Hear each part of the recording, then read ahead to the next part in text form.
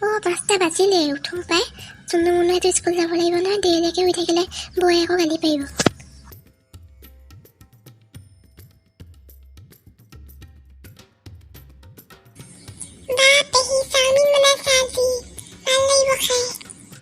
হেৰি নহয় চিমি পাঁচবেলাকে ল'ৰা এটা আহিব তোক চাবলৈ ভালকে ওলাই থাকিবি এইবাৰ বিয়া হ'ব লাগিব কিন্তু কৰ ল'ৰাহে মোক কোৱাই নাই দেখোন তুমি ভাল ল'ৰা আমাৰ মাহঁতৰ ঘৰৰ ফালৰ হেৰি আকৌ এবাৰ আগৰ মানুহজনী মানে হেৰি হ'ল ঢুকালে মানে আগতে বিয়া পতা ল'ৰালে মই ছোৱালী বিয়া দিম জানো মোৰ ভনীজনী তেনেকুৱা কথা তুমি কেলে ভাবিলা আয়ো আগৰজনী মৰিলে বুলি কোৱা নাই জানো মই বহুত ধনী মানুহ সুখত থাকিব তোমাৰ ভনীয়ে এইবাৰ বিয়া দিব লাগিব আৰু বয়সো হেৰি হৈ যোৱা নাই নহয় কমি যোৱা নাই নহয় জানো তুমি কি ভাল লেখা কৰাও মই কিন্তু ল'ৰা ভাল দেখিলে ছোৱালী বিয়া দিম আকৌ দেই মোৰ এজনীয়ে ভনী পিছত কষ্ট পালে কিন্তু নহ'ব এতিয়া কথা বতৰা বহুতখিনি পাতিলোৱে আমি ছোৱালীজনী মাতক চাই লওঁ আকৌ কেনেকুৱানো ৰ'ব মাতিছোঁ দেই চিমিয়া আকৌ ওলাই ইমান দেৰি লগাইছোঁ লগত মিঠাই লৈ আহিবি আকৌ ছোৱালীজনী ভালেই লাগিছে দেখোন বিয়াখন ঠিক কৰি দে নহ'লে ছোৱালীজনী আমাৰ পচন্দ হৈছে বাৰু নামটো কি ক'লা তোমাৰ চিমি সেয়া মিঠাই খাব দেই আপোনালোকে ঘৰৰ কাম বন সেইবোৰ কৰিব জানা নহয় তুমি ভালকৈ আমাক আকৌ তেনেকুৱা বোৱাৰীহে লাগে আকৌ দেই আমাৰ চব জানে মই চব শিকুৱাই থৈছোঁ নহয়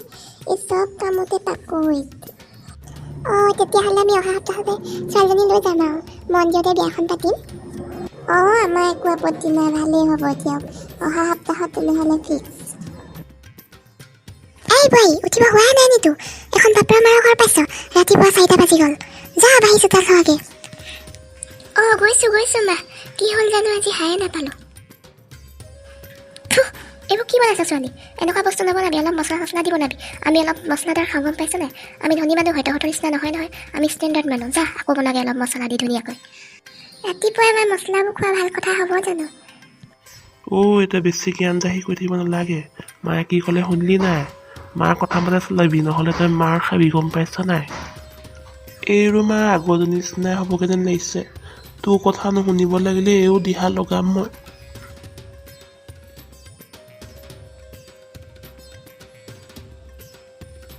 ইমান দেৰি হ'ল অহাই নাই যে কি হ'ল জানো ফোন এটাকে কওকচোন মাৰ তাৰ সদায় দেৰি হয় এতিয়া নহয় বিয়াৰ আগতো তাৰ দেৰি হয় তাৰ পাৰ্টি চাৰ্টি থাকে গম পাইছ নাই দেৰি নহয় আৰু তই কি ৰাজমতাটো নহ'লে থাকিবই নোৱাৰ এখন দেখো মই পালোহি বৰ টোপনি ধৰিছে দেই ভাত চাত খালি নাই তহঁতি মই নাখাওঁ আৰু আজি শুমগৈ আপুনি মদ খাই আহিছে যে কালিও মদ খোৱা দেখিছিলোঁ মই আপোনাক আজিও মদ খাইছে তোৰ বাপেৰৰ পইচাই খাইছোঁ নি নিজৰ পইচাহে খাইছোঁ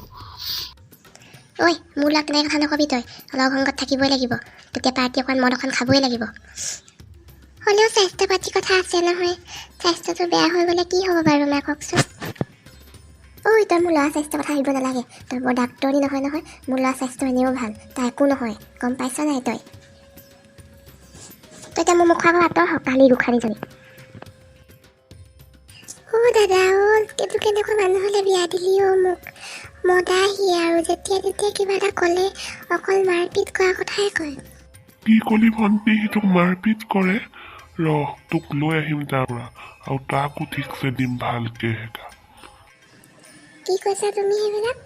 একো লৈ আহিবলৈ দৰকাৰ নাই দেই বিয়া দিয়া ছোৱালী নিজৰ ঘৰতে থাকক দিয়াচোন ফোনটো মই বুজাওঁ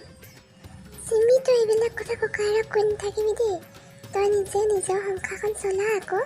আমাৰ এতিয়া তোৰ ওপৰত কোনো দায়িত্ব নাই ভণ্টি বেয়া নাপাবি